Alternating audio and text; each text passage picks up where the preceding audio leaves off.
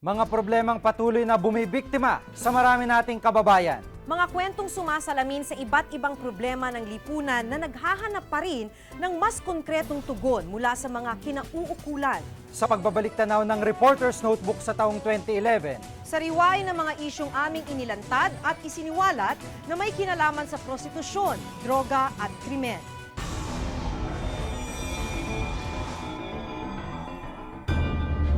Taon-taon, masusing nagmamatsyag ang Reporter's Notebook sa mga isyong itinuturing na salot ng lipunan. Sa paglipas ng taon, sa halip na bumaba, ay nananatili ang problema sa prostitusyon, droga at krimen. Sa pag-aaral ng Child Protection Unit, pang-apat ang Pilipinas sa buong mundo sa may pinakamaraming bilang ng prostituted children. Noong 2010, umabot na sa 75,000 ang kanilang bilang. Kaya naman taon-taon, hindi pinalalampas ng Reporter's Notebook ang issue ng child prostitution. Isang surveillance video ang aming nakuhanan. Makikitang sumasayaw sa stage ang babaeng itatago natin sa pangalang Kathleen. Ayon sa isang asset sa loob ng bar, menor de edad si Kathleen at nagnanais na raw makaalis dito. Ipinaalam namin ito sa mga otoridad. Ang role nung nasa second floor na nag-VIP, i-secure yung second floor para lahat ng nandun hindi na makakaalis. Walang makakatakas.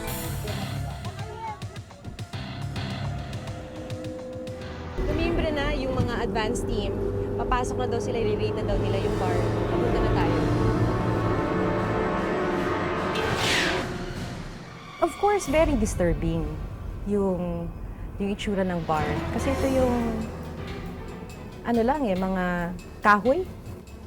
Pagpasok mo dun sa second floor, kahoy na sinasabi pang karaoke lang daw. Alam mo naman kung ano yung ginagawa dun sa mga babae sa likod ng manipis na kurtina na yun. Dito namin nakapanayam si Kathleen. Nagmula sa Davao si Kathleen at dinala sa Maynila dahil daw sa pangakong disente at maayos na trabaho. Bakit ka naakit sa sahod, sa trabaho? Sa Davao, maliit lang sahod sa Davao. Dito daw sa Manila, malaki lang sahod. In every victim of trafficking, naririnig ko yan. Ito'y isang problema na tuloy-tuloy pa rin. Na dapat lang gawin, paulit-ulit, para habang paulit-ulit mo siyang ginagawa, it serves as a reminder also para sa ating gobyerno. Sa patuloy naming pagsisiyasat, natuklasan namin ang ilang bagong usbong na pamamaraan ng bentahan ng laman. Kung minsan, nangyayari pa ito sa lugar na hindi inaasahan. Sa mga dump site tulad nito, bakas pa rin ang kawalan ng maayos na hanap buhay ng marami nating kababayan. Natuklasan naming may ilang kabataang iniwan na ang pamamasura. Kwento ni Marian, hindi niya tunay na pangalan. Sa alok na kumita ng doble ay pumayag siyang maging isang palo. Ang karaniwan nilang tawag sa mga babaeng nagbebenta ng panandaliang aliw. At ang kanilang mga customer, mga driver daw ng truck ng basura. 300 pesos ang bayad sa kanila kada transaksyon. Mas madali pang kumita sa palo kaysa sa mga lakal. Kasi pa yung palo, paigaya ka lang, ganyan. Tapos pag sa kalakal po, magpapadyak ka, parorota ka pa kung saan mag-iikot-ikot ka, nakapaa ka lang, gano'n. Tapos may dala ka pa sa ako, bubuhatin mo yun hanggang sa pwesto mo. Minors pa rin yung pinag-uusapan natin. Yun yung pinaka na-disturb ako sa storya na yan, nung una ko siyang marinig. Alam mo yun, sa basura siya lumaki, tapos basura pa rin yung nambibiktima sa kanya. Kaya para sa akin, napaka-importante rin niyang storya na mailabas. Kung sa madidilim na kalye nakikipagtransaksyon ang mga parokyano sa tambakan, sa isang mall sa Maynila, isang misteryosong libro naman ang pinagkakaguluhan. Librong kung tawagin nila ay Blue Book. Yung Blue Book na to, dito po pumipili yung mga nagiging guest ng mga bata. Nagiging guest na namin lahat hanggang makakuha po kami lahat. Para malaman po ng kliyente kung nag-aaral yung mga estudyante, yung mga bata, kung malilinis at kung walang bisyo. Kung minsan, mga estudyante pa raw ang lumalapit sa kanila para magpalagay ng picture dito, mapalalaki o babae. May mga high school at college student na nakapaskil ang larawan. Isa si May, hindi niya tunay na pangalan, sa mga babaeng naging laman ng Blue Book. 19 na taong gulang siya ngayon at nasa unang taon pa lang sa kolehiyo. Ikinwento niya sa akin na kawalan ng pambayad ng matrikula ang nagtulak sa kanyang pasukin ang ganitong gawain. Gaano ba kalaki yung tuition fee na kailangan mong bayaran para makatapos? Tuition ko ngayon, per sem, 27,000. Yung mami ko, tinutulungan din niya ako. Pero hindi ganun kalaki yung binibigay niya sa akin. Ang masaklap, ito rin ang naging mitsa ng kapahamakan para kay May. Naging biktima siya ng gang rape. Sabi pa sa akin ng lalaki, huwag daw ako mag-alala kasi yung mga yun mag-iinuman lang. Pagdating dun sa taas, sa kwarto, tapos na kami, may pumasok na isa. Sabi niya magdadagdag daw siya ng 500. Hanggang sa pangatlo, pang-apat, pang-lima, ganun yung alibay nila na magdadagdag ng 500. Para akong baboy. Para akong baboy na pinagtripan. Prostituted women are very vulnerable. Katulad nung nangyari dun sa estudyante. Nag-gang rape pa siya. So on the way, doon natin hindi na proprotektahan yung mga kababaihan natin na on the way dun sa paghangad niya na matapos sa kanyang pag-aaral, lalo pa siyang nabiktima. Tila wala nang ang pinipiling lugar ang prostitusyon.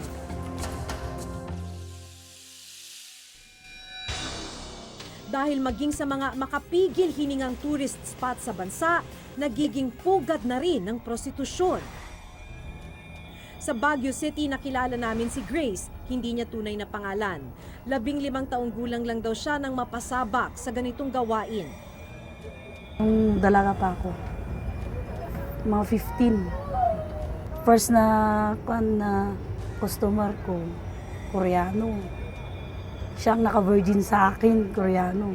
Tapos pangalawang Chinese. Marami. Paligid-ligid na lang. Dito sa Borlan, marami. Pag isang gabi, nakatatlo ako. 3 lalaki. Kung minsan, naka-4,000. Kung minsan, 3, ganun. Hindi dapat natin ipipikit yung mata natin dun sa realidad that it is happening. Marami sa mga dayuhan pumupunta sa Pilipinas for sex. Kaya nga tayo may mga sex spots. At anong dapat na gagawin ng ating gobyerno para dito? Para maprotektahan ang mamamayan. Kung tutuusin na wala ng Pilipinas sa tala ng Tier 2 Human Trafficking Watch List ng Estados Unidos ngayong taon. Ayon sa ulat, malaking hakbang ang nagawa ng bansa sa pagkakahatol sa 25 traffickers mula sa 9 lamang nitong nakaraang taon. Gayunpaman, tila mahaba-haba pang paglalakbay ang tatahaki ng mga kinauukulan bago masugpo ang patuloy na umuusbong na kalakaran ng laman. Alam mo ba yung item na pinapadala sa'yo? Shabu. Na antig talaga yung damdamin ko kasi yung bata ginagamit ng magulang niya para magtulak ng droga.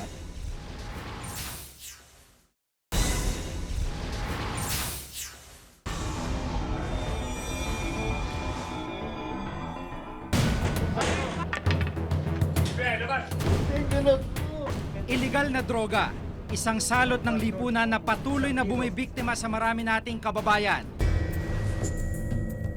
2008 nang unang isiwalat ng Reporter's Notebook ang isang bago at komplikadong paraan ng pagpupuslit ng droga. Gumagamit ang ilang sindikato ng mga human courier na lumulunok ng droga para maipuslit ito sa ibang bansa. Drug mules ang tawag sa kanila. Ilan sa kanila, mga Pilipino. Ngayong taon, nakakabahala naging epekto nito sa mga Pilipinong hindi lang basta nakulong, kundi nahatulan pa ng parusang kamatayan. March 30, 2011, nang bitahin sa pamamagitan ng lethal injection sina Sally Ordinario, Ramon Credo at Elizabeth Bataing sa bansang China. Nabiktimang 3 ng mga drug mule syndicate. Pagpupuslit na mahigit 50 gramo ng heroin at iba pang illegal na droga ang naging mitya ng kanilang buhay. Nito lang nakarang December 8, isa pang Pinoy ang binitay sa China dahil din sa pagtutulak ng droga. Ayon sa nakalap na datos mula sa Department of Foreign Affairs, aabot na sa 7,209 na mga Pilipinong nakakulong sa iba't ibang panig ng mundo dahil sa drug-related cases. Isa sa mga nakilala kong drug mule si Jeff, hindi niya tunay na pangalan. Kwento pa niya, kakaibang pagsasanay ang naranasan niya sa ilalim ng sindikato. Ang ginawa sa akin sa Vietnam, pinagayat ako ng carrots na 100 pieces. Nakasing lalaki nung capsule na lulunukin ko. Tinisting nila ako kung makakaya kong lumunok. Tapos yun, after 1 week, pinrasis na nila yung ticket ko papuntang Brazil. Gaano karami na dala mo nun? Actually, mga 80 lang. 80 pieces. Mga ilang gramo yun? May isang kilo? Kulang 1 kilo. Inilapit namin sa Anti-Illegal Drug Special Task Force ng Philippine National Police o AIDSOT ang planong entrapment sa mga recruiter na Nigerian. Huwag ka magbibigay ng signal kung wala tayong makikita na ebidensya sa kanya. Sa pamamagitan ng aming surveillance camera, nakuna namin ang paglitaw ng isa sa mga sinasabing membro ng West African Drug Syndicate sa harap ng isang tindahan. Sa isang restaurant na idokumento rin namin ang kanilang transaksyon. Maya-maya pa'y umalis namang ito para kunin ang 1 kilong item o droga mula sa isang maliit na bar na malapit sa restaurant. Dito huling-huli ang iniabot na shabu. Agad dinakma ng mga pulis ang 3 West African nationals. Isa sa mga ito, kinilalang si Victor Oko, isang Nigerian. You're saying that you're recruiting Filipinos to become drug mules. Oh, I never recruit. I don't know about recruiting. So what are you doing in the Philippines? I was here on transit From Nigeria. Marami nang pwedeng gawing investigasyon, marami nang pwedeng malaman na makuha na impormasyon yung mga otoridad, pero nakalusot sila at nakapag-operate pa ng ganong kalaya sa Pilipinas. Pero ang pagtutulak ng droga, na biktima na rin maging ang mga walang malay na paslit. Hinding-hindi ko malilimutan ang 6 na taong gulang na si Charlene, hindi niya tunay na pangalan. Bata akong turing kaya hindi ko lubos maisip na sa mga madidilim na iskinitang kanyang dinaraanan, nagkukubli ang isang iligal na kalakarang umagaw sa kanyang kamusmusan. Drug runner o tagakuha at tagahatid ng iligal na droga si Charlene. Si Charlene na siguro ang pinakabatang drug courier na nakilala ko. Pag inutusan ka ng nanay mo, di ba yung sabi mo yung item? Ano yung tsura ng item na dinadala mo? Plastic, Plastic. Tapos malaki, maliit. maliit, Mga gaano kaliit? Maliit lang? Anong kulay? puti, Kulay puti. Alam mo ba yung item na pinapadala sa'yo? opo, Ano yun? shabu, Ayon kay Charlene, 3 buwan na nakakaraan na magsimula siyang utusang kumuha ng shabu mula sa mga dealer at dalhin sa kanilang bahay. Siya rin ang inutusang magdala ng mga ito sa mga parokyano. Ang mas malungkot, sarili niya mga magulang ang nag-utos sa kanya sa gawaing ito. Anong sabi ng nanay mo sa'yo? pumunta doon, Para kumuha ng... item, Saan mo nilalagay yung item? di sa kamay, Sa kamay lang. Anong kapalit ng utos ng nanay mo? Binibigyan kanya ba ng pera? Magkano? 10 piso. Marami na akong storya na gawa tungkol sa mga pagtutulak ng droga, pero dito na antig talaga yung damdamin ko kasi yung bata ginagamit ng magulang niya para magtulak ng droga at yung bata na-impluwensya na rin ng magulang na gumawa ng masama sa pag-aakalang tama yung kanyang ginagawa. Hindi pa rito nagtapos ang aming pagbusisi kung bakit simbilis ng kidlat ang bentahan ng droga sa kasalukuyan. Isa pang natukoy na dahilan, talamak na palang bentahan ito, online. Isa sa mga produktong ito ang tinatawag na poppers, isang uri ng nitrite na kadalasang ginagamit bilang sangkap sa mga room deodorizer at panlinis na leather. Pero ayon sa isang toxicologist, mapanganib kapag inabuso ang paggamit nito. Pwede magkaroon ng effect sa puso, no? Usually, pwedeng mag-tachycardia or arrhythmia, tapos at the same time, pwede mag-hypotension. Tapos yung medyo grabe, yung tinatawag nating methemoglobinemia. So yung bang nangingitim yung labi nila, tapos yung nail beds, yun. Kung masyadong mataas ang level ng methemoglobin sa katawan ng tao, pwede niya ikamatay yun. Ayon sa Food and Drug Administration o FDA, kabilang ang popper sa prescription drugs o gamot na hindi maaring bilhin ng walang reseta. At matapos sabihin ng asset na bibili siya ng 3 bote ng poppers, agad na nakipagkita ang nagbebenta nito. Nakumbinsi namin si Conrad, hindi niya ito ninapangalan para magpaunlak ng panayam. Actually, business siya nung another friend ko. So, yun. Tapos, naging kasosyo. Tapos, yun. Napunta na lang sa akin. Kasi sa kanya, meron pa siyang ibang mga drugs. Yun yung mas focus niya. So, parang hindi niya masyadong na-focus yung popper. So, ako yung nag-take over.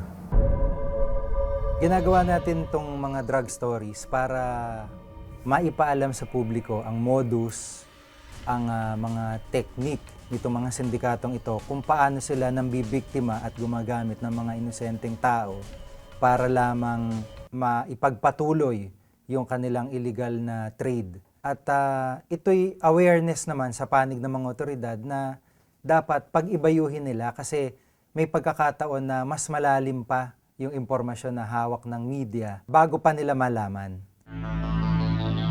Malaking kita man ang kapalit ng palihim na bentahan ng droga, walang halagang katumbas sa kinabukasan ng mga magiging biktima nito. Asahan yung mas malawak na pagbabantay pa ang aming gagawin para makipagtulungan sa mga otoridad. Nakakatakot siya dahil habang hindi siya nahuhuli, itong mga nasa riding in tandem, mas nagkakaroon ng impunity.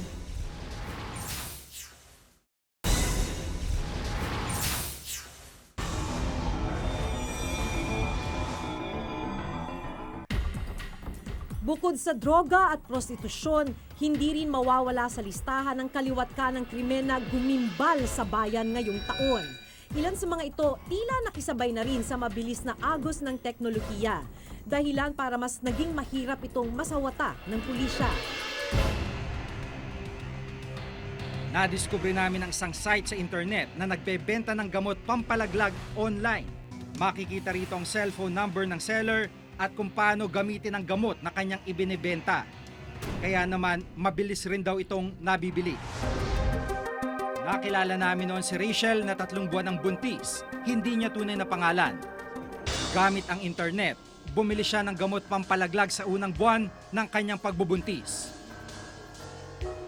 Pero hindi rin niya itinuloy ang planong pagpapalaglag ng kanyang dinadala. Sa halip, ibinenta na lamang ni Rachel ang gamot na nabili. Hanggang sa ito na rin ang kanyang pinagkakitaan. Sa 3,000, 10 tablets yun. Tapos, 2. Tapos, nabibili ko yun dun sa supplier ng 2,500. Pinapatungan ko na lang, 3,000 yan. 500 yung kita ko dun. 2002 na maglabas ang advisory ang Food and Drug Administration o FDA na nagsasabing hindi na rehistrado ang gamot na ginagamit pampalaglag. Mahigpit ding ipinagbabawal ang pagbebenta nito. Dito nakikita natin na yung mga sindikato o yung mga masasamang loob na nasa likod nito gagawa ng paraan para mas maging convenient sa kanila yung kanilang operation o di kaya naman para mas makaiwas sila sa batas. Kasi alam naman natin na pagdating sa cybercrime, wala pang matibay na batas para dito. Tila wala na ngang pinipiling biktima ang mga online crime dahil maging ang mga hayop hindi rin nakaligtas sa kamay ng mga mapang-abuso. Sino nga ba ang makalilimot sa pagpalahaw ng mga inosenteng hayop na unti-unting pinarurusahan hanggang sa mamatay? Ang nakababahalang mga video na ito ina-upload sa internet at pinagkakakitaan hanggang sa ibang bansa. Ito ang mga crush video. Natutunan nila ito sa mga foreigners itong crush video. At ang bandang huli, sila na ang sila na ang nagsarili, sila na ang nag-operate ng crush videos. Parang they get excited at the sight of animals na pinapatay, which is kind of a sadistic behavior, or parang there's a sort of an excitement or pleasure. Bukod sa internet, naging mainit din ngayong taon ng krimeng nakuna ng mga CCTV camera sa lansangan.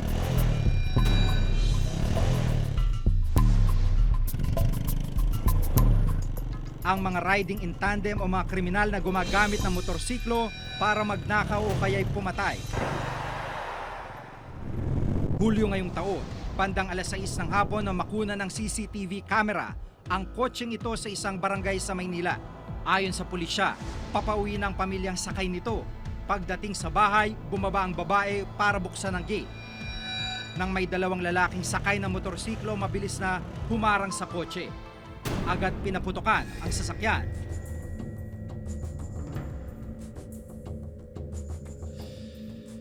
Mabilis na umalis ang mga sospek, tangay ang bag na may 17,000 piso.